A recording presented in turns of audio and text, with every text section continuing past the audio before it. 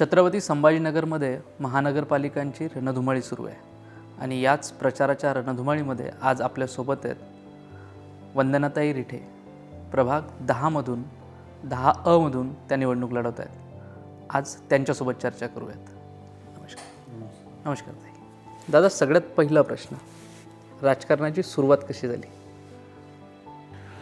राजकारणाची सुरुवात 2013 मार्चपासून माझ्याकडे युवा सेनेचं उपशहर प्रमुख पद आहे आणि ज्यावेळेस स्वर्गीय बाळासाहेब ठाकरे यांचं देहांत झालं, त्यांच्या म्हणजे याच्यापासून मला थोडं प्रेरणा भेटली आणि मी ह्या पक्षात काम करायला सुरुवात केली, विचारांना प्रेरित होऊन त्यांच्यापेक्षा. राजकारणात आता पक्षानं संधी दिली, काय व्हिजन घेऊन उतरला आहेत की काय करणार आहेत? शहर विकासासाठी प्रभागातल्या नागरिकांच्या ज्या नागरी सुविधा आहे, त्याचबरोबर जे काही सामाजिक प्रश्न जे पण मला शक्य आहे ते सोडवण्याचा मी प्रयत्न करतो.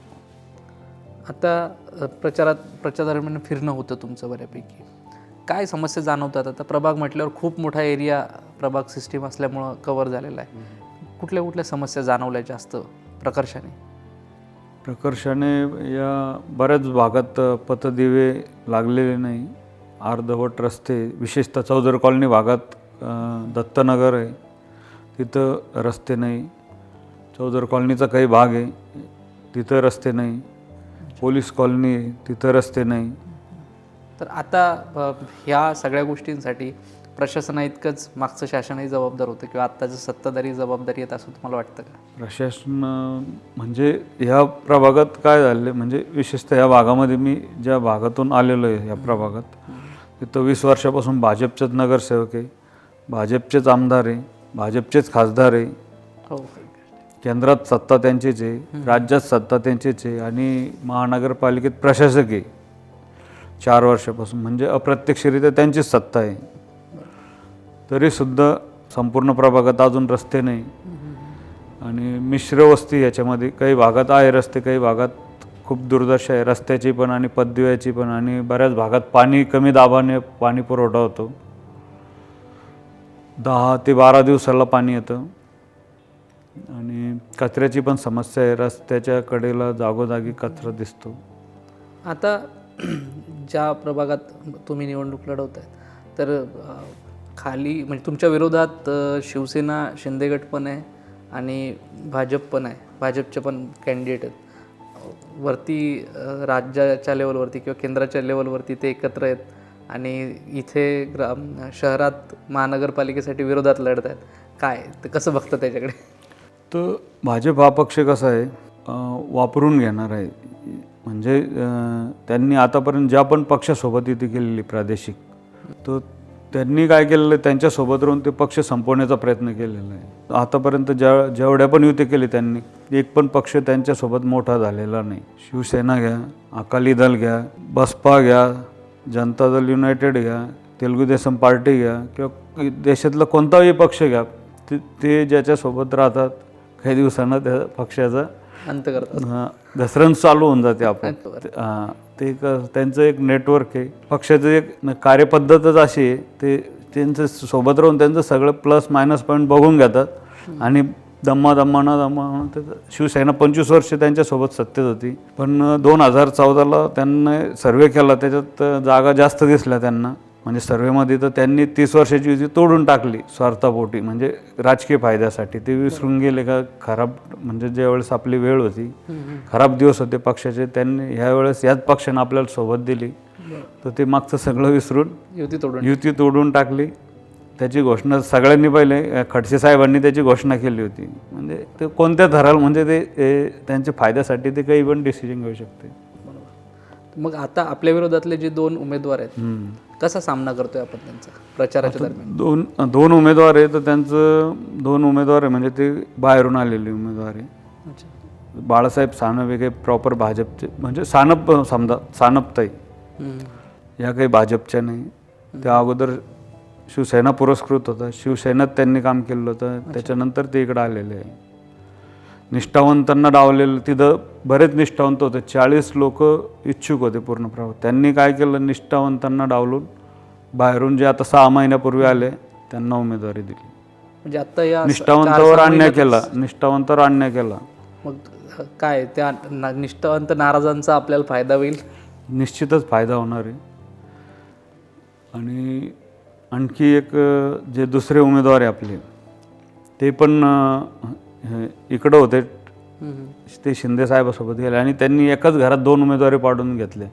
कार्यकर्त्याला संधी न देता 2 उमेदवारी घरातच पाडले. प्रभागात ओबीसी महिला अमधून त्यांचे धर्मपत्नी त्या प्रतिभाताई जयस्वाले आणि ते डमधून स्वतः आहे. म्हणजे यांच्याकडे उमेदवार नाही का, दुसऱ्यांना संधी द्यायची नाही का, यांना सगळं स्वतःच्याच घरात घ्यायचं आहे का? बरोबर. त्याचा अर्थ असा होत नाही का की जर दोन्हीही उमेदवारी स्वतःच्या घरात पाडून घेतल्या त्यांनी, तर तेवढी पक्षात ताकद तयार केली आहे किंवा पक्षालाही त्यांच्यावर विश्वास आहे? नाही, तसं नाही म्हणता येणार. त्यांना पर्याय नव्हता, त्यांना उमेदवार द्यायचे होते. मग नाईलाजांना त्यांनी दुसरी उमेदवारी पण स्वतःच्या घरात द्यावं लागली. आता आपण लोकांना जेव्हा तुम्ही प्रचारासाठी जाताय फिरताय, काय आपण सांगतोय की काय बदल आपण घेऊन येणार आहे प्रभागामध्ये? प्रभागात आपण एक शहरात राहतो. आता आपली शहराची मेट्रो सिटीकडे वाटचाल चालू आहे. तर त्यासाठी ते विजन असणारं नेतृत्व पाहिजे, म्हणजे दूरदृष्टी असणारं. पुढचे आपण आता 21व्या शतकात आहे. आता बरेच जे जुने लोक आहे त्यांच्याकडं कसं आहे, म्हणजे त्याचे जे जुन्याच अजून ते त्याच्यातच आहे, काळाबरोबर ते बदललेले नाही. त्यांचं राजकारण जुन्याच पद्धतीनं चालू आहे. आज युवकांना काय पाहिजे, नवीन जे आज समाज उदयास आलेला आहे आता या 21व्या शतकात, त्यांच्या गरजा ओळखून त्या पद्धतीने आपल्याला निर्णय घ्यावे लागतील. तर यांच्याकडे ती दृष्टी नाही. ते एक पारंपरिक राजकारणातच गुरफटून बसलेले. त्यांना असं विजन नाही असं म्हणता येणार. म्हणजे थोडं विचाराच्या बाबतीत थोडं मागासलेलं आहे आज आपल्याला. याच गोष्टीवरनं एक गोष्ट की आपल्या प्रभागाला लागूनच कचरापट्टी आहे. तर म्हणजे या गोष्टी बाबतीत नगरसेवक म्हणून काही करणं शक्य आहे की आपल्याला त्या?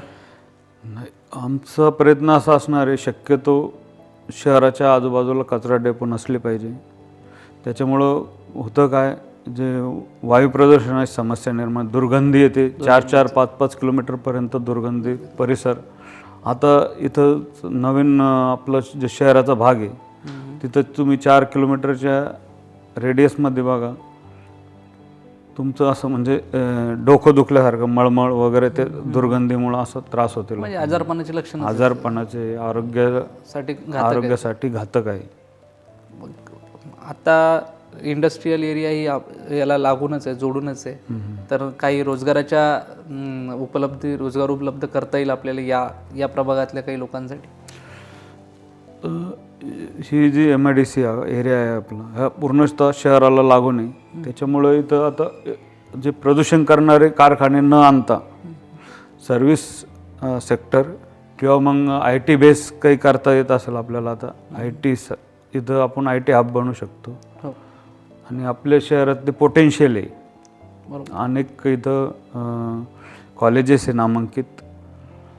तर तिथले जे विद्यार्थी मुंबई पुण्याला जातात, इथंच जर आपण सॉफ्टवेअर टेक्नॉलॉजी पार्क किंवा IT पार्क असं याच्याशी रिलेटेड जर काही करता आलं तर इथं चांगलं राहील आपल्यासाठी, शहरासाठी. IT पार्क सारख्या गोष्टी करण्यासाठी ती इच्छाशक्ती कमी पडते इथल्या सत्ताधाऱ्यांची का काही भौगोलिक किंवा काही टेक्निकल अडचणी असतील? नाही, इथं टेक्निकल गोष्टी म्हणण्यापेक्षा इथं काय झालेलं आहे, शहराचं थोडं म्हणजे काय म्हणता येईल आपल्याला, शहरातील जे नेते मंडळी यांच्याकडे दूरदृष्टीचा अभाव आहे, विकासाचा दृष्टिकोन नाही. आणि काय करता येईल याचं त्यांना माहिती नाही पुरेशा प्रमाणात. ते फक्त अजून पण वॉटर मीटर गटर याच्यातच अडकून पडलेले आहे. याच्या पलीकडं पण काही असतं. आपण महानगर, आपल्याला इथं शुद्ध हवा पाहिजे, शुद्ध पाणी पाहिजे. त्याचबरोबर आरोग्याच्या दृष्टीने काय म्हणता येईल त्याला, आरोग्याच्या दृष्टीने जे आवश्यक आहे, हम्म, हम्म. खेळासाठी मैदाने पाहिजे, जेणेकरून शारीरिक तंदुरुस्ती राहील लोकांची. दुसरी गोष्ट गार्डन पाहिजे. बरोबर. म्हणजे सर्वांगीण सगळ्याच गोष्टी त्याच्यात इन्क्लूड केल्या शहराच्या पाहिजे. हे प्रभागात 1-2 ठिकाणी गार्डन आहे, त्याची मैदान आहे, त्याची अवस्था तुम्ही बघा. आपलं कोणतं ते राजीव गांधी स्टेडियम, तिथं जाऊन बघा एकदा, मग तुम्हाला कळलं काय अवस्था आहे. आणि तिथले जे नेतृत्व करते लोक, म्हणजे जे नेतृत्व करणारे नेते मंडळी, ते काय करत आहे हेच समजायला मार्ग त्या नाही. मैदानावर तर साधं सार्वजनिक शौचालय पण शौचालय, आणि प्रभागात मी फिरलो, मला कुठेही सुलभ शौचालय दिसले नाही. तर आपण त्याच्यासाठी पण प्रयत्न करणार. जे क्राऊडेड एरिया आहे, समजा जिथं जास्त लोकांची ये जा होते, त्या ठिकाणी आपण चांगल्या पद्धतीने सुलभ शौचालय, चांगल्या पद्धतीचे. स्वच्छतेचाच विषय म्हणून त्या अनुषंगानेच एक असा प्रश्न की आपल्याच प्रभागाचा जो एंड आहे किंवा जिथे प्रभाग संपतो, तर जवळजवळ तो सुकना नदीचा भाग आहे. आता ते नदी म्हणावी की नाला म्हणावा हाही प्रश्न आहे. बरोबर. तर त्या संदर्भात काय? सुकना नदी एकेकाळी म्हणजे शुद्ध पाणी होतं त्याच्यात, पण MIDC एरिया आल्यापासून त्याच्यात हे जे पाणी नद्याचं कंपन्याचं जे दूषित पाणी ते त्याच्यात सोडण्यात आल्यामुळं ती पूर्ण नदी दूषित झाली. नदी म्हणताच येणार नाही त्याला, ते नाला झालेला आहे. हां, नदी नावालाच आहे फक्त सुकना नदी. तर त्याचं सुशोभीकरण करण्याचा आमचा प्रयत्न राहील. जसं खाम नदीच्या धर्तीवर, त्याच्यासाठी आपण प्रयत्न करू, पुढाकार घेऊ. काय अजून तिथला त्या खाम नदीवरचाच एक पूल आहे, जे की तिथल्या लोकल लोकांचं असं म्हणणं आहे की पावसाळ्याच्या वेळेला ये जा करणंही कठीण होतं. तर ते एक नगरसेवक म्हणून शक्य आहे ते इतक्या मोठ्या लेवलचं काम करणं? नगरसेवक म्हणून करू शकतो, त्याच्यासाठी इच्छाशक्ती पाहिजे. ताई, आत्ता तुम्ही प्रचारादरम्यान मतदारसंघात फिरताय, तेवढं तुमच्या प्रभागात फिरताय, काय महिला म्हणून तुम्ही एक महिला उमेदवार आहे, तर महिला म्हणून महिलांचे काय प्रश्न किंवा समस्या समोर येतात? आम्ही आता प्रचारासाठी जातो आहे, त्यामध्ये प्रामुख्याने आम्हाला पाणी हाच महिलांचा प्रश्न आहे. पाणी कधी येणार? कारण की पाणी खूप लेट होतं आहे, 15-15 दिवसाला पाणी येतं आहे. तर आम्ही प्रचारासाठी जातो आहे, तर महिला आम्हाला हाच प्रश्न विचारतात, पाणी केव्हा येणार? तर आम्ही पाण्याचा प्रश्न आधी सोडवणार आहे. त्याच्या व्यतिरिक्त अजून काय? त्याच्या व्यतिरिक्त आम्ही आता प्रचारासाठी जातो आहे, तर सार्वजनिक टॉयलेट ते नाही आहे आम्ही तो, आणि गुन्हेगारी महिलांची छेडछाड खूप वाढलेली आहे.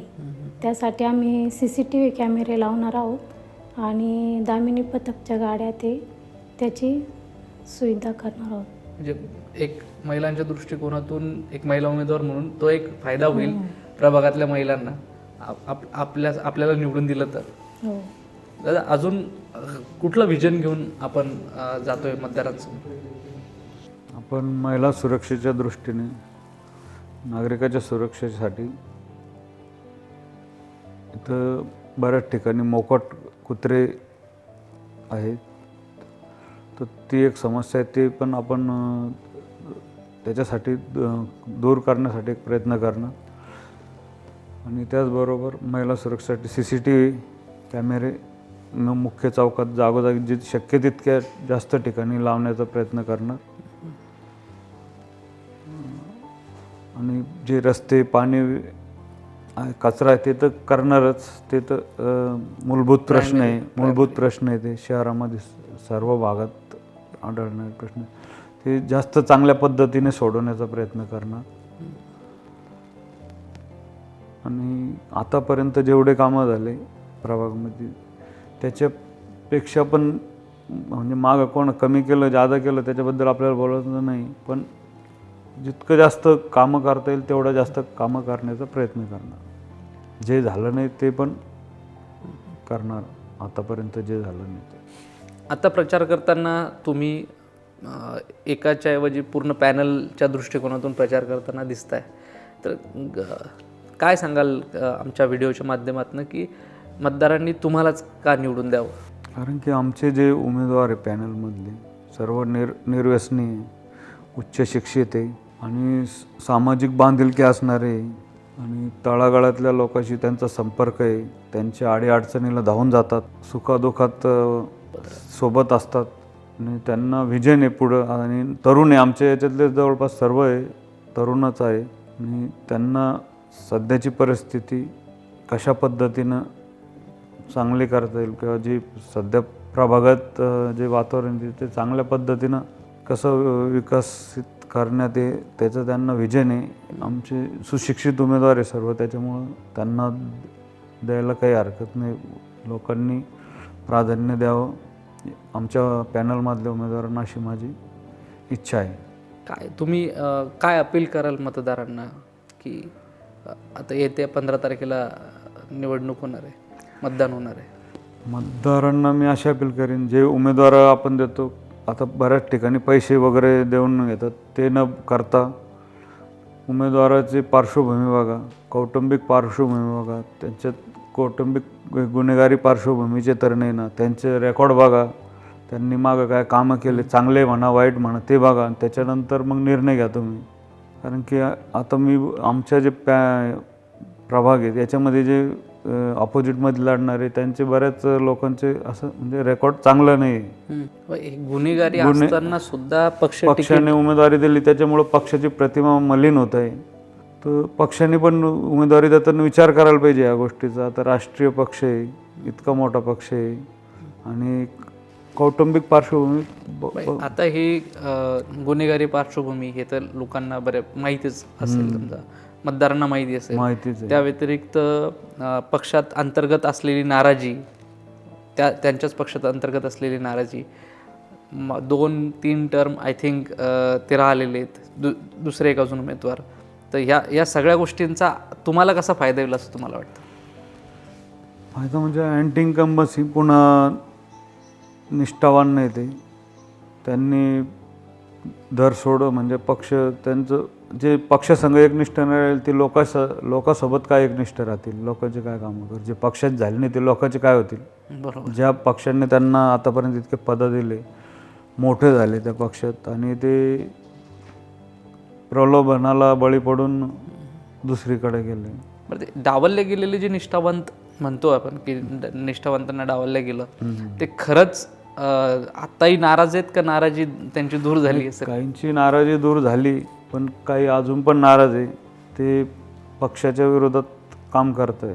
आता असे आम्ही फिरतो तर आम्हाला थोडेफार माहिती असते, संपर्क होतो, माहिती भेटत असते, म्हणजे बऱ्याच प्रमाणात आहे, आणि त्याचा फायदा आम्हाला निश्चित होणार. ताई, आता प्रचारादरम्यान दारोदारी जाणं होतं, खूप महिलांशी खूप लोकांशी भेटणं झालं असेल, निवडणुकीनंतरही लक्षात राहील असा एखादा अनुभव आला का? हो, आम्ही काही भागामध्ये गेलो, तिथली परिस्थिती खूप वाईट आहे. अक्षरशः बायका आमच्या जवळ रडल्या. त्यांना आमच्याकडून अपेक्षा आहे, त्या आमच्याकडे बघताय त्या अपेक्षा म्हणून की आम्ही निवडून आल्यावर आमच्या सुखदुःखात साथ देतील, आमच्या समस्या सॉल्व करतील. खूप रस्ते, ड्रेनेज लाईन, पाण्याचा प्रश्न, पाणी आल्यावरती लाईट जाते, हा खूप मोठा प्रश्न त्यांच्यासमोर उभा आहे. त्यांना अपेक्षा आहे की आम्ही निवडून आल्यावर आमचे प्रश्न सॉल्व होतील. दादा, आपण आत्ता मग अशी बेरोजगारीबद्दल बोलत होतो, तर आता शहरात बऱ्यापैकी नशेखोरी वाढली आहे, तर त्याला बेरोजगारी हेच कारण आहे का? केवळ बेरोजगारी हेच एकमेव कारण नाही त्याला, पण जे कारणं आहे नशेखोरीसाठी त्याच्यापैकी एक बेरोजगारी हे सुद्धा एक प्रमुख कारण आहे.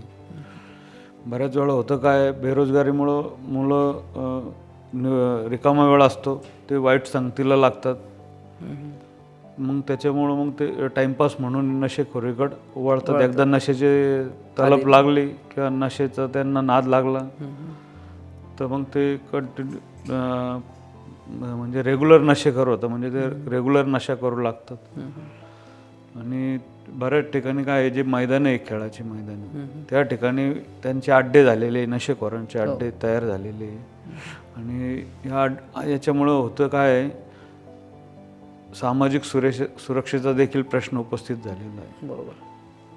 तर याच्यावर पण आपण काय तोडगा काढता येईल किंवा काय करता येईल यासाठी प्रयत्न करणार आहे. सगळ्या गोष्टी इंटरकनेक्टेड आहे. आणि मुलं मोठ्या प्रमाणात शिकले पण त्या प्रमाणात रोजगार निर्माण नाही होते. म्हणजे शिक्षण तर आहे पण उच्च शिक्षण घेतलेले अनेक तरुण आज बेरोजगार आहे. पण मग हे सत्ताधारी म्हणा किंवा राजकारणी मंडळीलाच वाटतं काय की जितके बेरोजगार राहतील तितके आपल्यासाठी बरं आहे? सत्ताधारी हे तर तुमचं म्हणणं बरोबर वाटतं काही प्रमाणात, पण त्यांचं या प्रश्नाकडं दुर्लक्ष झालेलं आहे पूर्ण. बेरोजगारी म्हणजे तो प्रश्न समजत नाही. ते एकमेकाची उन्ही काढण्यातच व्यस्त आहे, एकमेकावर आरोप टीका टिप्पणी करण्यातच व्यस्त आहे. अशा अनेक समस्या आहे, त्यांचं त्याच्याकडे लक्ष नाही. जसं शेतकऱ्यांची आत्महत्या, भ्रष्टाचार. आज आपण महाराष्ट्र देशात भ्रष्टाचारात 1 नंबरला आहे. शेतकऱ्यांच्या पण मोठ्या प्रमाणात आत्महत्या, पण ह्या प्रश्नाकडे दुर्लक्ष करून केवळ एकमेकावर टीका टिप्पणी करून राजकारण चालू आहे. असे अनेक प्रश्न सांगता येईल का बाबा त्याच्याबद्दल? ते त्यांचं किंवा मुद्दामून करते हे पण काही कळत नाही त्यांचं. म्हणजे लोकांचं लक्ष दुसरीकडं डायव्हर्ट करण्यासाठी या गोष्टी केल्या. असं तर काही नाही की त्यांनी त्यांच्यात भांडत राहायचं म्हणजे जे विरोधी पक्ष आहेत ते आपोआपच त्या फ्रेमच्या बाहेर राहतील? नाही, आता तर तसंच झालं. विरोधकांची स्पेस पण सत्ताधारीत लोक काबीज करत आहे असं दिसतं. ठरवून तर केलं जात नाहीये. हां, ठरवून तर केलं जात नाहीये. नाही, ठरूनच केलं जातं. ते विरोधकांना स्पेसच ठेवायची नाही. सत्ताधारी तेच, विरोधक तेच. आज सत्तेत पण तेच आहे ना. जे सत्तेत आहे तेच विरोधात आहे, जे विरोधात तेच सत्तेत आहे. मागचे जे 2-3 सरकारे झाले तुम्ही बघा, तेच चेहरे तुम्हाला दिसणार. फडणवीस सरकारच्या काळात तेच, उद्धव ठाकरे साहेबांच्या काळात तेच, आणि आता जे हे सरकार बनलेलं आहे याच्यात केवळ 10 मंत्री जे येतं ते भाजपचे, बाकी सगळे मागतील सरकारमधलेच काँग्रेस राष्ट्रवादीचेच लोक मंत्री. बरोबर, म्हणजे सगळं सत्ताकारणच लोक ते जे फक्त नाव बदललं, पक्ष म्हणजे सत्ता असं बदलले, पण नेते मंडळी जे मंत्री त्याच लोकांकडे मंत्रिपद. सत्ता कोणाचे मंत्रिपद यांचे फिक्स आहे. म्हणजे ते जिकडे सत्ता गेली तिकडे लोक जाते आणि मंत्रिपदावर पुन्हा येते. बरं, मग ह्या अशा पद्धतीचं राजकारण काय महाराष्ट्राचं काय भवितव्य? अगोदर चांगलं होतं, पण 2014 पासून राजकारण वेगळ्या पद्धतीनं चालू झालेलं आहे. तोडफोड, सत्तेसाठी कोणत्याही स्तराला जायचं. त्याचबरोबर जे सरकारी यंत्रणा आहे त्यांचा गैरवापर, ज्या संविधानिक संस्था आहे त्यांचा गैरवापर सत्तेसाठी, संविधानिक पदं आहे त्यांचा पण वापर सत्तेसाठी, सत्ते मिळवण्यासाठी कसा करता येईल याच्यावरच प्रामुख्याने भर राहिलेले आहे 2014 पासून सत्तेत असलेल्या पक्षाचं. पण मग आता ज्या पद्धतीनं राजकारण चाललं आहे त्याच्यामध्ये सत्ता आणि एका केंद्राजवळ सत्ता आणण्याचा प्रयत्न होतोय. एकाच पक्षाच्या म्हणजे एक पार्टी सेंट्रिक सगळं राजकारण एका पद्धतीने एकाधिकारशाही सुरू झालेली आहे. आता ही प्रभाग पद्धत जी आणलेली आहे हा पण त्याच याचा एकाधिकारशाहीचाच भाग आहे. अगोदर वार्ड पद्धत होती, त्याच्यात काय व्हायचं, छोटे मोठे पक्षांना निवडणूक लढता येत होती, अपक्ष लोकांना लढता येत होती, जे आर्थिकदृष्ट्या थोडे कमकुवत आहेत त्यांना लढता येत होती. पण आता ह्या प्रभाग पद्धतीत काय झालेलं आहे, जे आर्थिकदृष्ट्या सक्षम आहे, ज्यांचा पक्ष मोठा आहे तेच लढू शकतील, तेच लोक इथं तग धरू शकतात.